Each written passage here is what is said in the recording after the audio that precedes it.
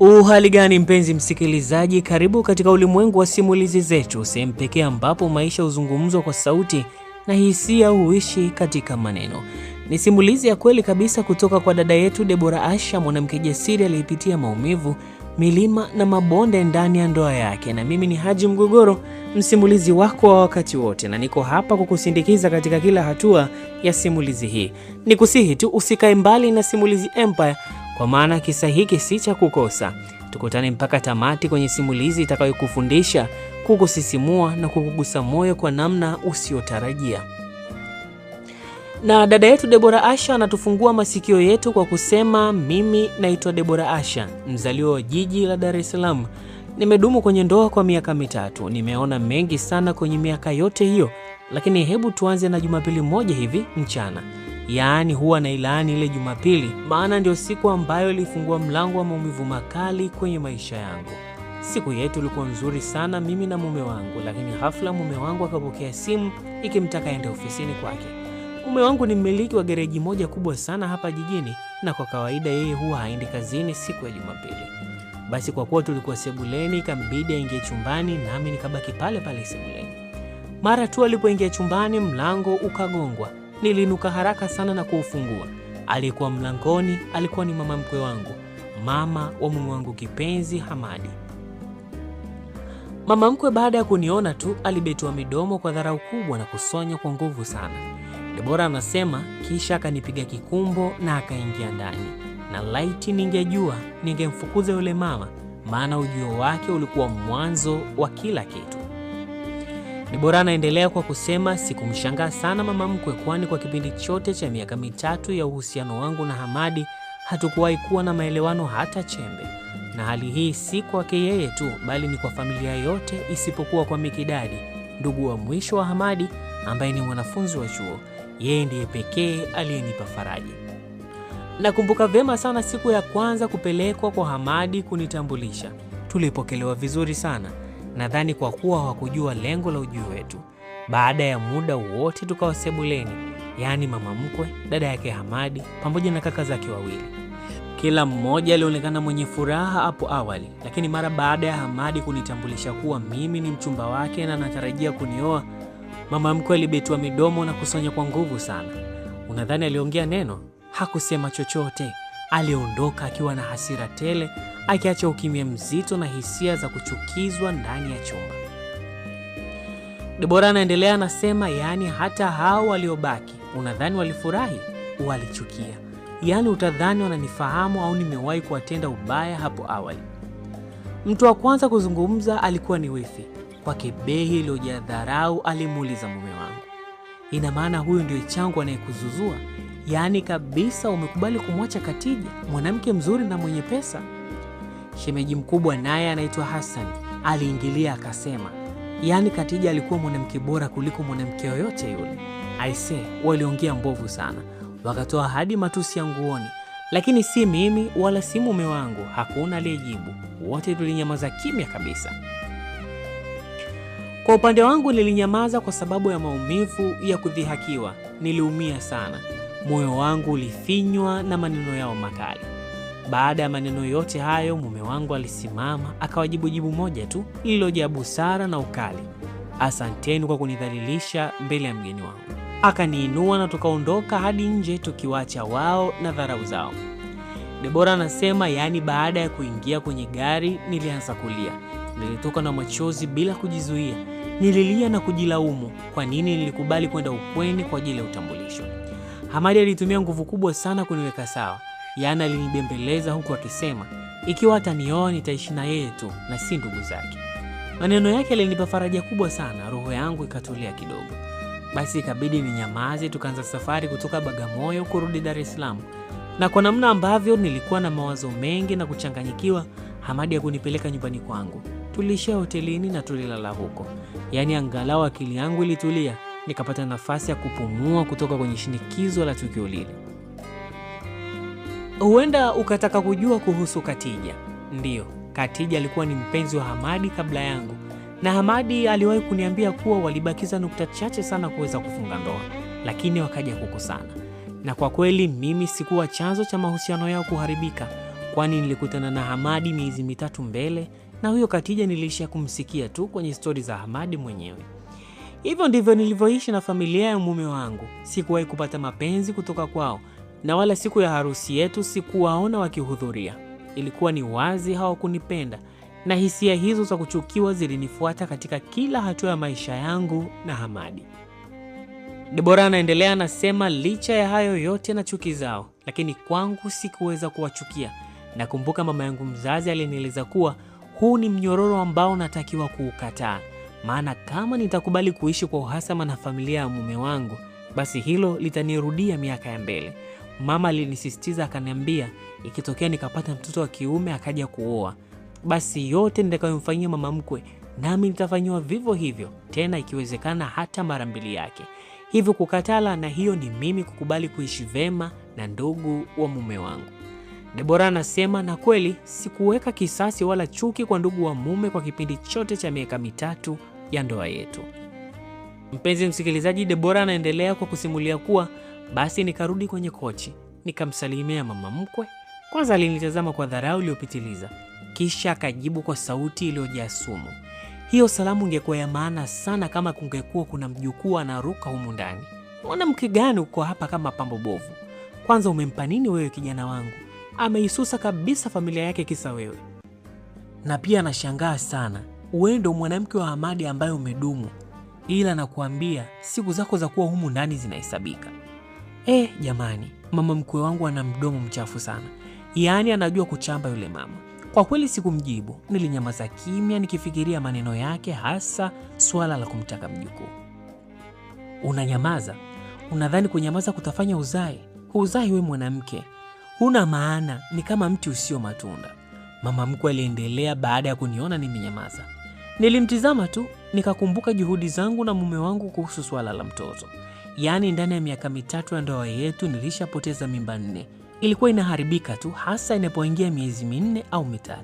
Na cha ajabu hata hospitali walishangaa sana, kwa sababu usikuwa na changamoto yoyote ya kiafya ambayo iliyopelekea changamoto hiyo. Baada ya mimba 4 kuharibika, mume wangu akanitaka nipumzike mwaka mzima, tusiwe na harakati yoyote ya kutungisha ujauzito. Basi nami kwa kuwa nilikuwa sina kauli kwa mume wangu, nikakubali. Maneno ya mama mkwe yalinichoma sana, lakini kwa kuwa niliamua kustahamili, nilikaa kimya. Debora anaendelea, anasema ndani ya dakika ile ile Hamadi alitoka chumbani. Alitahamaki sana kumwona mama yake pale sebuleni. Yaani alijawa na hasira kwa sekunde chache sana. Akaanza kufoka kwa hasira huku akiniuliza, Debora, amefuata nini huyu hapa? Nilishangaa sana. Mume wangu hakuwahi kuniita kwa jina langu hata siku moja, hasa mara baada ya kunioa. Hakika alichukia mno, na kabla hata sijajibu akaendelea kufoka. Sitaki kumwona huyu mama hapa kwangu. Mwambie aondoke sasa hivi. Sitaki mashetani kwenye nyumba yangu. Maneno ya Hamadi yalikuwa makali sana. Ikanibidi nisimame na kumfuata.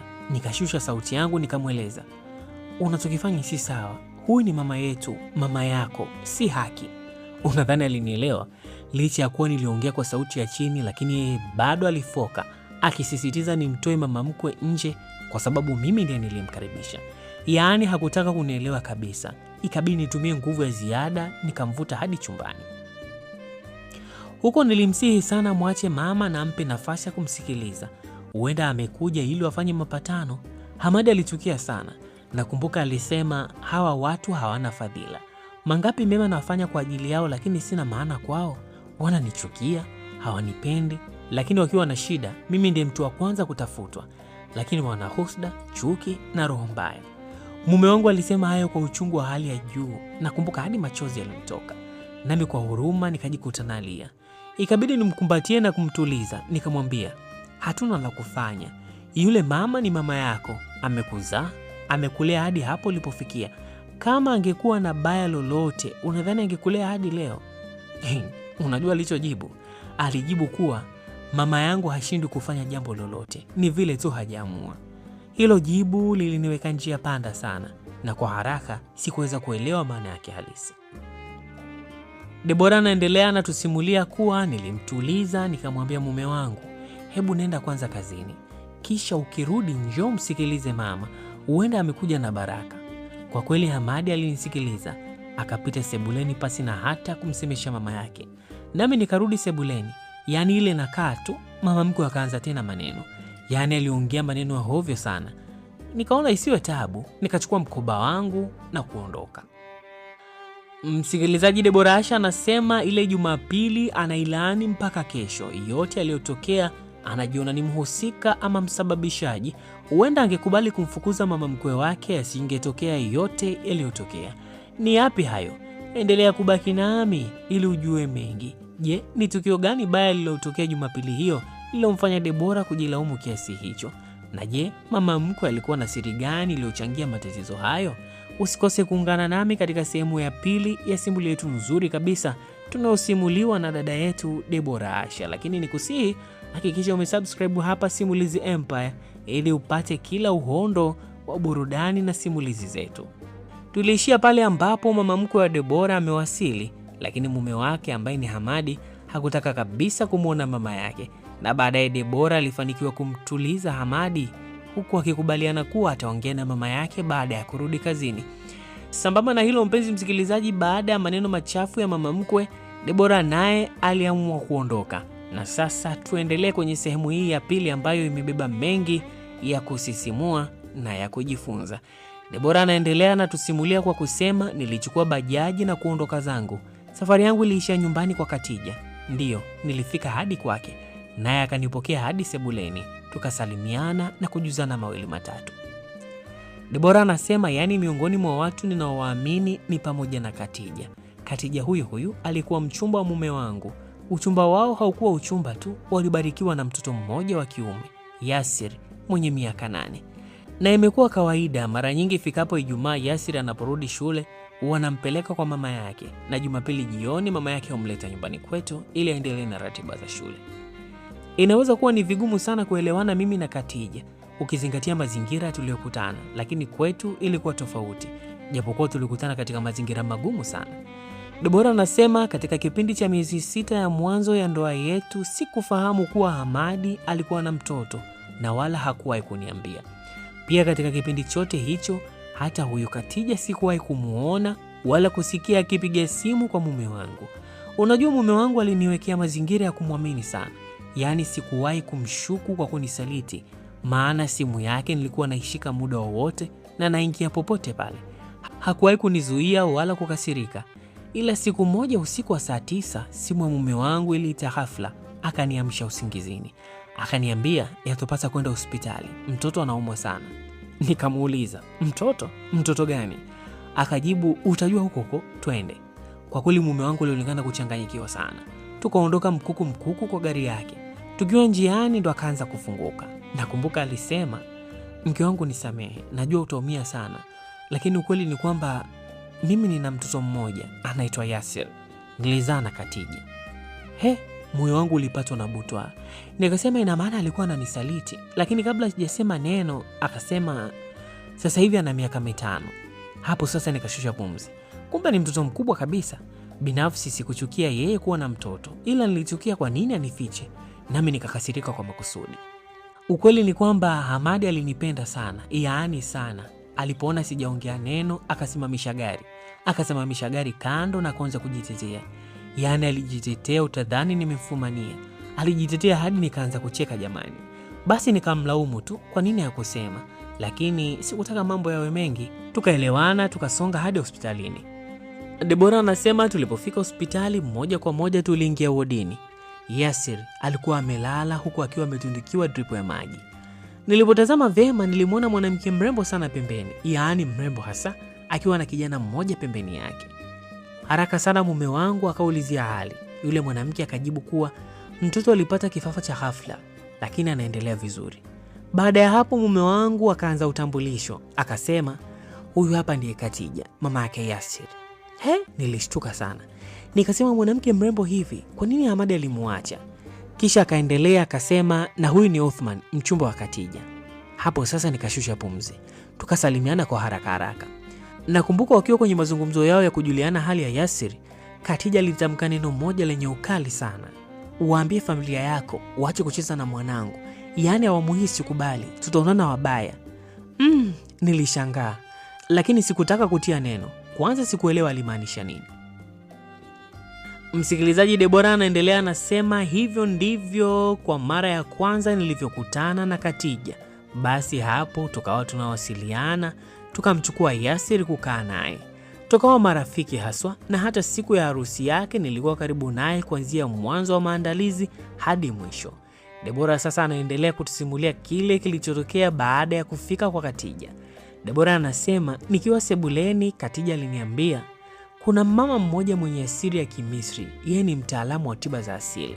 Alinitaka twende kwake. Niliogopa sana. Khadija akaniambia, yeye hafanyi lamri, huwa unasema shida yako na yeye anakupa tiba. Basi tukaongozana hadi kwa yule mama. Alikuwa ni mama mweupe mnene hivi kama walivyo watu wa Misri. Alitukaribisha vizuri sana, na kwa namna ambavyo Khadija aliongea na yule mama ni wazi walifahamiana kwa muda mrefu. Yule mama akaniuliza shida yangu, nami nikamuelezea kila kitu.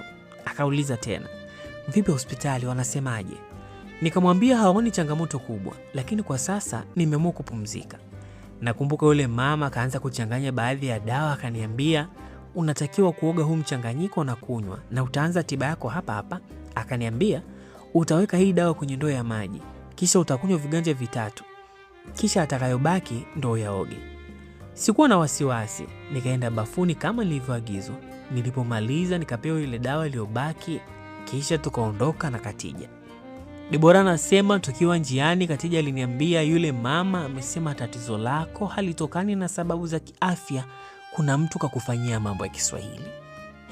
Nilishtuka sana. Huyo mtu ni nani na kwa nini? Nimemkosea nini?